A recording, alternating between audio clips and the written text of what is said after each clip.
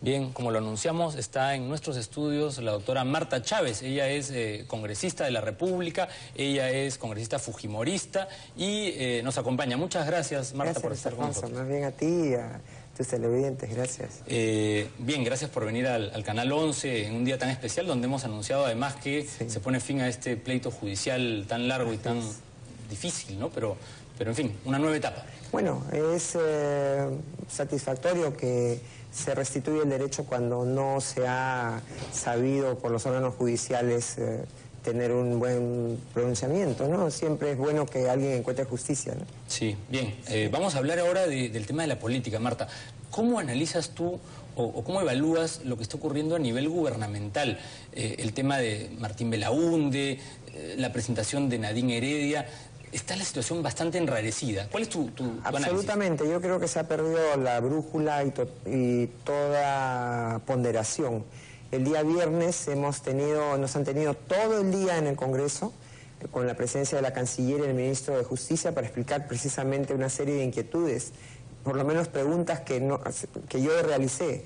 ¿Por qué no aprobaron a tiempo el tercer cuadernillo de extradición que ya había sido aprobado por la Corte Suprema en marzo?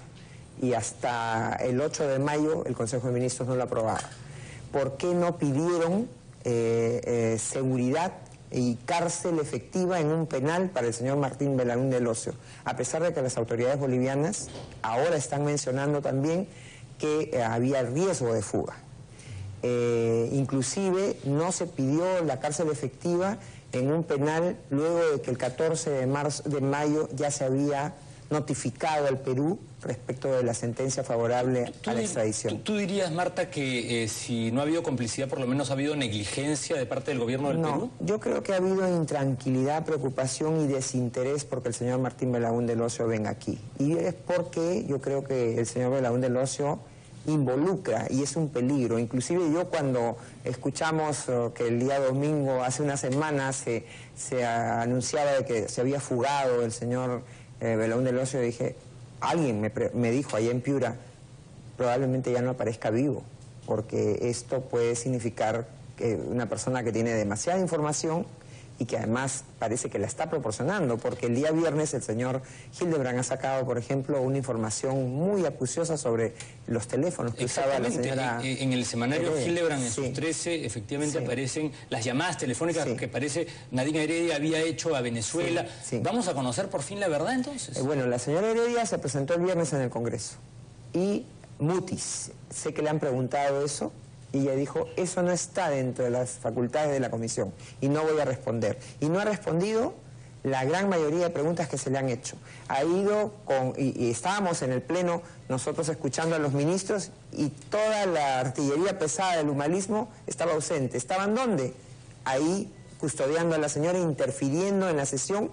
Además se hizo una sesión secreta, lamentablemente por voto, el fujimorismo pidió que sea pública, pero se perdió la votación.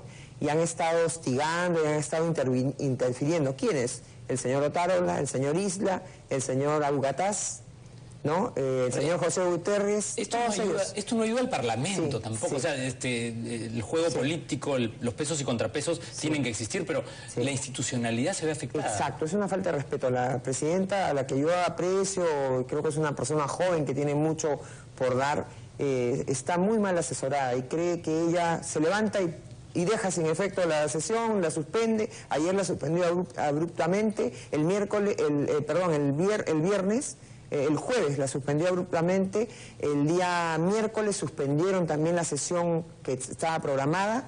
Queríamos que el día jueves vayan los ministros, no quisieron, programaron para el viernes una sesión extraordinaria y al final ni siquiera ellos estaban. Ahora, ¿cómo puede terminar esto, Marta, tú que tienes experiencia congresal? Has visto cómo se ha caído el gobierno de Fujimori, has visto, digamos, episodios muy duros para la vida política nacional. ¿Cómo crees que termine Ollanta-Humala?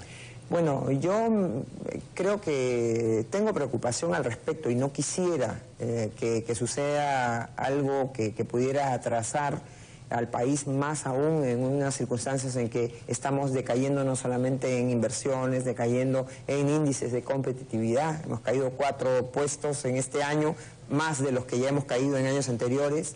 Nuestra economía se ha ralentizado, como se dice, y lo peor que pueda pasar es que sigamos en un torbellino, ¿no? Pero digamos, cuando terminó el gobierno de Fujimori hubo mucha gente que fue encarcelada, juzgada y condenada. ¿Tú crees que ocurre algo similar en esta situación? Porque hay muchas denuncias, está el tema de la DINI, hoy vamos a conversar sobre eso más adelante, están estos temas de los pagos que recibió la primera dama por parte de la familia Belaúnde Locio. Bueno, yo no creo que suceda lo mismo que sucedió con nosotros, porque contra nosotros fue todo un cargamontón tan perverso, y nosotros, fujimoristas, jamás participaríamos en un cargamontón perverso contra nadie. Pero en estos casos, Marta, justos a veces pagan por pecadores, es decir, hubo gente que robó sin duda, hubo gente que en el gobierno de Fujimori, digamos, actuó de manera completamente corrupta, y esa gente hay que perseguirla judicialmente, ¿no?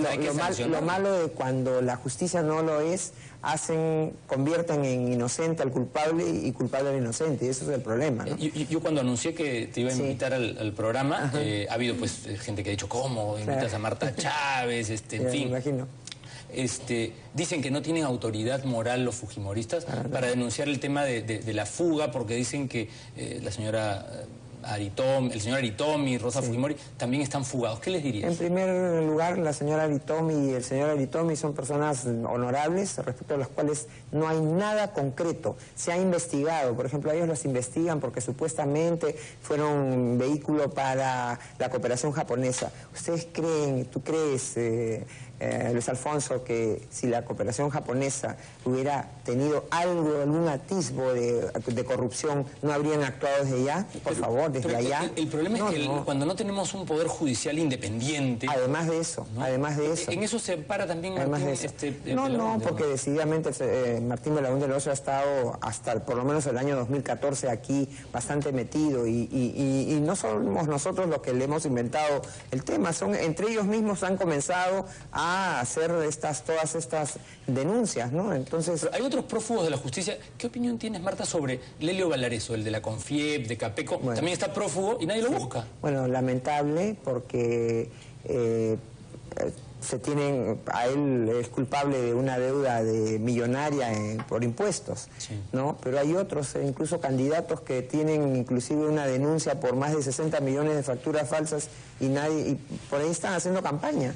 Entonces ni siquiera se les investiga, ¿no? Entonces sí, yo creo que hay un despropósito, hay una falta de equidad en el accionar de los órganos judiciales. Me preocupa muchísimo, por ejemplo, que se dejen libre a estas gentes que en el Callao están haciendo prácticamente una tierra de nadie con el tema del narcotráfico, con el tema de la infiltración y la corrupción en el puerto del Callao, y que los fiscales y los jueces lo suelten, ¿no? A un joven que se exhibe con ametralladoras y con fajos de billetes.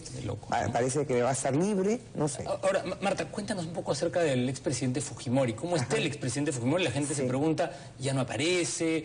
Keiko Fujimori ha dicho que ella no lo indultaría. ¿Qué opinión tienes tú sobre eso? Bueno, lo que pasa es que han fastidiado y han querido fastidiar a Keiko en el sentido, y al fujimorismo, de que nuestra única...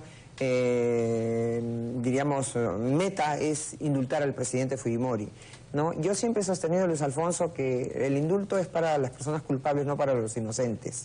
Felizmente creo que ya el presidente Fujimori, porque los últimos días, a través de las personas que le manejan su cuenta en el Twitter, ha mandado un mensaje de que ya está planteando él la revisión de su proceso. Eso hemos leído, que está planteando la revisión del caso porque fue condenado a los 25 años. Creo que eso sería lo mejor, ¿no? Y entonces yo entiendo la incomodidad también de Keiko de hablar del tema del indulto, porque, reitero, el indulto es para culpables, no es para inocentes. Y el presidente Fujimori, yo no tengo ninguna duda que en materia de lucha contra el terrorismo es una persona que jamás, al contrario, su lucha fue para defender los derechos humanos de 30 millones de peruanos, no para que sea desprestigiada por estos episodios de la Cantuta y Barrios Altos, ¿no? Entonces, yo lo visito no con la regularidad que quisiera por mis tareas, porque además está lejos y es una zona un poco complicada para llegar. Porque tuvo él denunció el tema del teléfono, que le habían quitado el teléfono. Hace más de un año y medio, Luis Alfonso, y ya que hablamos al inicio de justicia,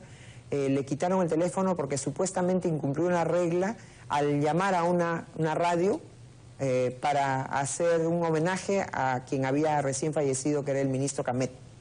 Llamó para decir eso y dijeron que no tenía autorización para llamar a los medios. Sin embargo, se lo van a reponer, digamos, ya está sancionado. El reglamento del Código de Ejecución Penal dice que aun cuando se hubiera cometido una falta, lo máximo que pueden suspender es 30 días. A él le han suspendido ya más de un año.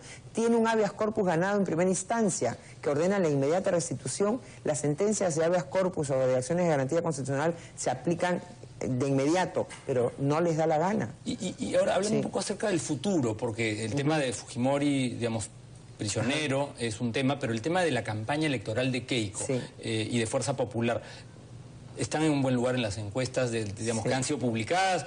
Nosotros no creemos mucho en esos sondeos, creemos en otro tipo de termómetros.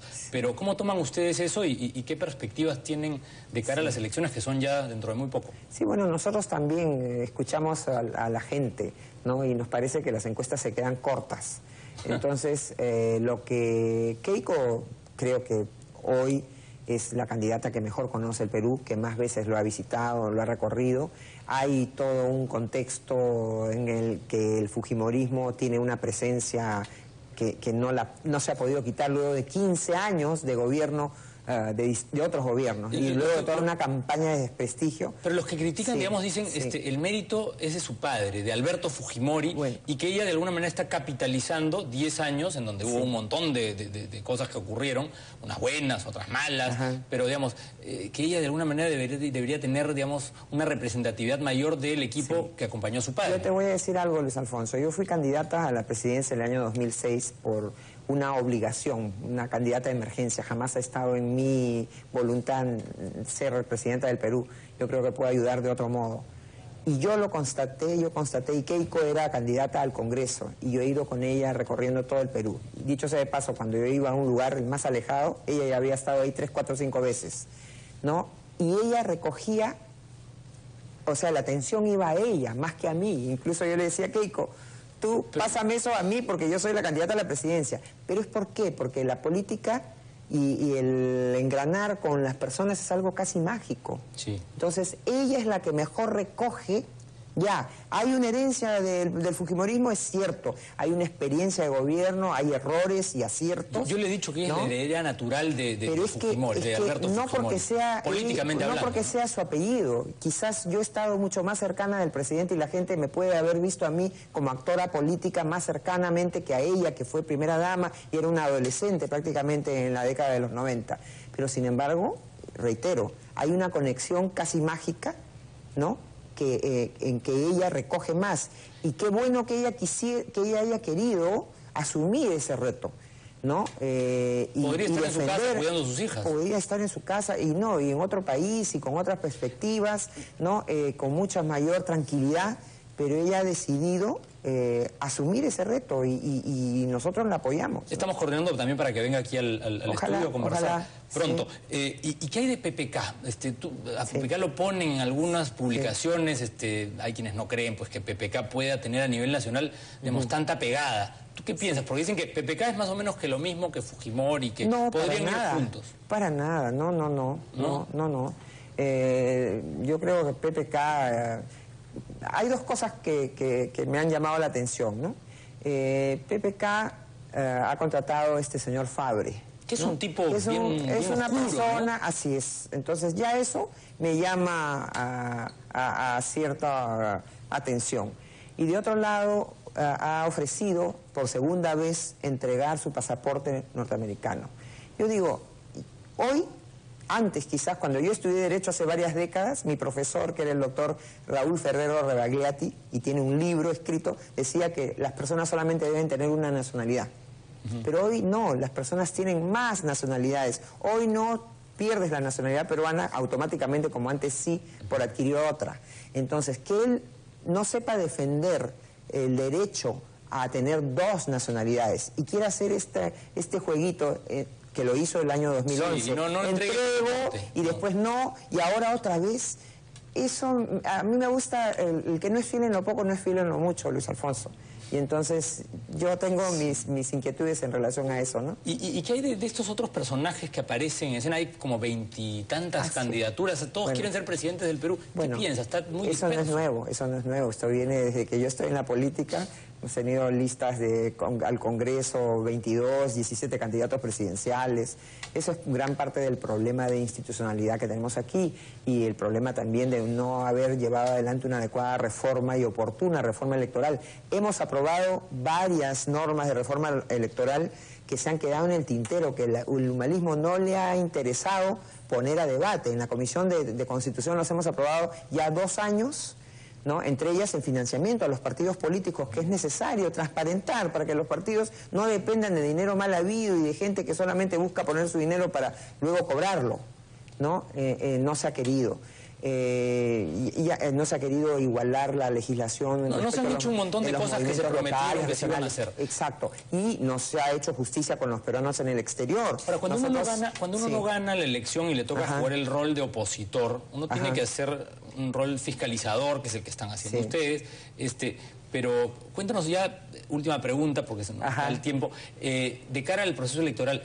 Keiko Fujimori va a ir con un equipo renovado de parlamentarios o de candidatos al Parlamento, va a combinar a los líderes, yo decía, históricos del partido. Bueno, ahí tengo yo interés, ¿no? A mí me gustaría estar en el Congreso. Keiko representa la renovación del Fujimorismo, es cierto, pero yo imagino al Fujimorismo como un árbol que tiene raíces sólidas, que son las que se plantaron durante la década de los 90, como con el trabajo del presidente. No, es un árbol distinto con muchos frutos, ¿no? Pero con unas manzanas podridas también, ¿no? Exacto, que hay que decantar, ¿no? En un jardín hay de todo, más la hierba y de todo, lo que hay que saber es decantar. Entonces, un árbol que es vivo, que tiene raíces sólidas, porque si no se lo lleva el viento, ¿no? Pero tiene frutos, tiene nuevos frutos, vigor. Así es, a la vez que esté anclado, esté también renovado. Y Keiko representa esa renovación. Pero además quiero decirte algo, Luis Alfonso, nuestro papel como oposición no es un papel como de cualquier grupo que no ha sabido qué es gobernar. Nosotros sabemos qué ha sido gobernar y sabemos entonces qué podemos exigir y qué no. ¿Y qué hay de personajes que estuvieron muy cerca de ustedes y tuvieron un rol protagónico? Carlos Raffo, por ejemplo, que estuvo de la mano de Keiko, del presidente Fujimori, y que ahora es un crítico del Fujimorismo, pero... ¿Existe posibilidad de que se unan otra vez? Yo lo único que puedo decir, y está en mi avatar, en mi descripción en el Twitter, yo soy congresista fujimorista, soy congresista, ¿no? Y además fujimorista desde el año 92. Entonces soy una persona que me he mantenido cuando el fujimorismo ha estado en la cúspide, cuando ha estado perseguido, arrastrado, y cuando ha vuelto y cuando volverá a estar en el gobierno. En el fujimorismo las puertas están abiertas para la salida. Para entrar sí es un poco más difícil, ¿no? Pero para salir es más fácil. Entonces, aquel que quiere salir, alas y buen viento, ¿no? Bien, entonces, bien. Muchas gracias, Marta, por estar con nosotros. La analogía del árbol me ha hecho recordar justo conversaciones con Ricardo Olmo sobre justamente el símbolo del árbol, ¿no? Porque es muy simbólico, ¿no? Sí, bueno, en buena hora, porque además es vida y representa lo añoso, significa también estabilidad, pero tiene que tener frutos, porque si no es un árbol estéril, ¿no? Sí, pues. Bien, muchas gracias, Marta, por estar con nosotros. Gracias. Bien, nosotros vamos a hacer una brevísima pausa y